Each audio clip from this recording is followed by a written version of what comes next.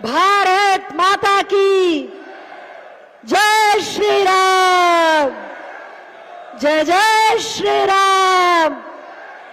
तिवन महाराज की एक बार जोरदार तालियों के प्रणाम मंच तक पहुंचाएं।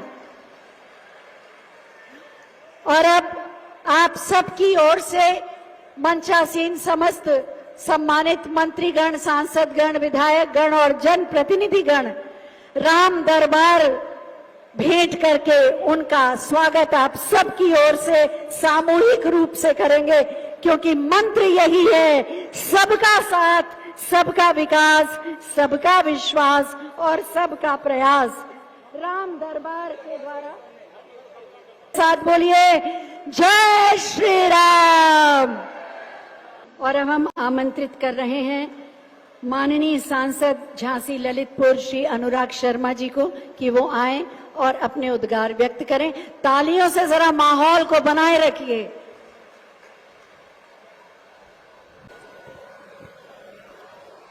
राम राजा सरकार की, पीताम्बर माई की, तुवन सरकार की।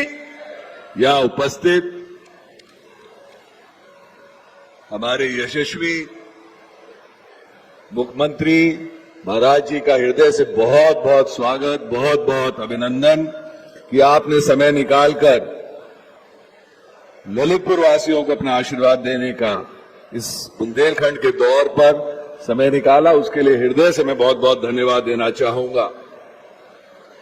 हम लोग अभी आपसे तो अभी बात हो ही रही थी, चर्चा, तो मैं उसमें आदरणीय दानिश जी का, आदरणीय मनोहर लाल पंत जी हमारे मंत्री जी, आदरणीय सदर विधायक राम रतन जी, आदरणीय जिला पंचायत अध्यक्ष कैलाश निरंजन जी, हमारी एमएलसी साहिबा रमा दीदी जी, हमारी यहाँ की चेयरमैन सोनाली जी, आदरणीय सुरेश अवस्थी जी और हम सभी के मार्गदर्शक आदरणीय हरीशचंद्र रावत जी। ललितपुर जैसे भी विधायक जी ने कहा, महाराज जी का राज यहीं से शुरू होता है और ये संदेश पूरे देश को जाता है। गुंडों के द्वार अगर कहीं बंद हो जाते हैं तो ललितपुर की सीमाओं पे बंद कर दिए जाते हैं। प्रधानमंत्री जी ने पूरे देश को एक सुरक्षा का कवच दे रखा है। इतने बड़े खाड़ी युद्ध में भी इस देश को कोई आंच नहीं आने दी। ऐसे ही हमारे मुख्यमंत्री जी ने आप और मुझको एक सुरक्षा का कवच दे रखा है। गुंडों को यहां से पलायन कर दिया गया या और कहीं भेजने का कार्य कर दिया गया। मैं मुख्यमंत्री जी को विशेष रूप से धन्यवाद कहना चाहता हूं कि पहली बार उत्तर प्रदेश को, जिसको बीमारू बोला जाता था, बीमारू स्टेटों में, राज्यों में हमारी गिनती होती थी, आज एक्सप्रेस वे प्रदेश हो गया है। 20% के आसपास हिंदुस्तान के सारे एक्सप्रेसवे अगर कहीं है तो हमारे उत्तर प्रदेश में है। आदरणीय मुख्यमंत्री जी ने हम लोगों को तो बहुत बड़ी बड़ी सौगातें दी हैं। ललितपुर का जो सपना था कि हम लोगों ने कभी सोचा ही नहीं था कि आज कभी भी हमारे ललितपुर में मेडिकल कॉलेज होगा, आज वो मेडिकल कॉलेज बन के तैयार है। उसके साथ एक 300 बेड का अस्पताल तैयार है। मैं ललितपुर वासियों को ये खुशखबरी भी दे दूं कि हाल ही में मुख्यमंत्री जी के शासन ने हमको एक नए 500 बेड के अस्पताल के लिए स्वीकृति देने का काम किया। इससे बड़ा कार्य जो कभी भी हम लोग सोचते नहीं थे कि ललितपुर को आधुनिक शहर कैसे बनाएंगे, उसके लिए भी आदरणीय मुख्यमंत्री जी ने ललितपुर वासियों के लिए अपना आशीर्वाद दिया है।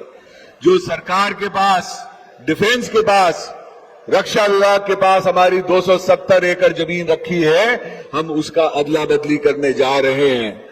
आदरणीय मुख्यमंत्री जी ने आवास विकास के माध्यम से 500 करोड़ से ज्यादा रुपए देने का कार्य करने जा रहे हैं। तो ललितपुर एक नया आधुनिक शहर बनने जा रहा है। आप सबसे एक बार कहूंगा, इसके लिए जोरदार शानदार तालियां बजाकर मुख्यमंत्री जी का अभिनंदन करिए। आदरणीय प्रधानमंत्री जी ने सबसे बड़ी सौगात अगर किसी क्षेत्र को दी है तो बुंदेलखंड को दी है। वो है केन बेतवा नदियों का लिंक।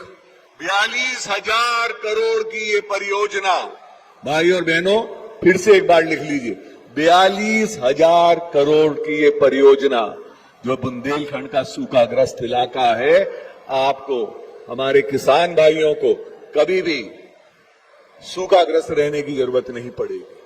आगे वाली पीढ़ियां इस भागीरथी प्रयास को हमेशा याद रखेंगी। इसमें मुख्यमंत्री जी का बहुत बड़ा योगदान रहा। ये इतने सालों से निलंबित थी, जब मुख्यमंत्री बने तब उन्होंने अपने इस पे हस्ताक्षर किए तो केंद्र सरकार ने इतनी बड़ी परियोजना हमको देने का कार्य किया। मैं आदरणीय मुख्यमंत्री जी से क्षमा मांगते हुए कुछ आग्रह कर जाता हूं खुले मन से। वो आग्रह यह है कि महाराज जी, हमारे वहां कुछ अभी शेर देखे गए, मेरे वहां बाघ मिले हैं 15 और एक रीछ पहाड़िया है।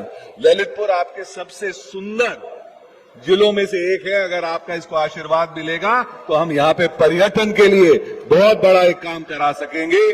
और जैसे मेरे विधायक जी ने कहा कि एक पूरा कला में एक ठो हमको इंटर कॉलेज देने का आप आशीर्वाद अगर आज देंगे तो मेरी पूरी महान ललितपुर की जनता 2027 में फिर से आपकी सरकार लाने का काम करेगी।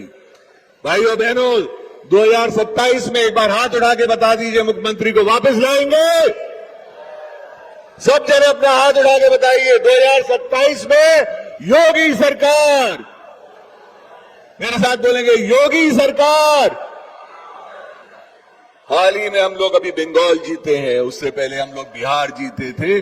उससे बड़ी जीत इस बार 2027 में होगी। इन्हीं शब्दों के साथ आप सबका नमन, आप सबको प्रणाम। और एक बार मेरे साथ दोनों हाथ ऊपर के बोलेंगे, जय श्री राम, जय श्री राम। धन्यवाद।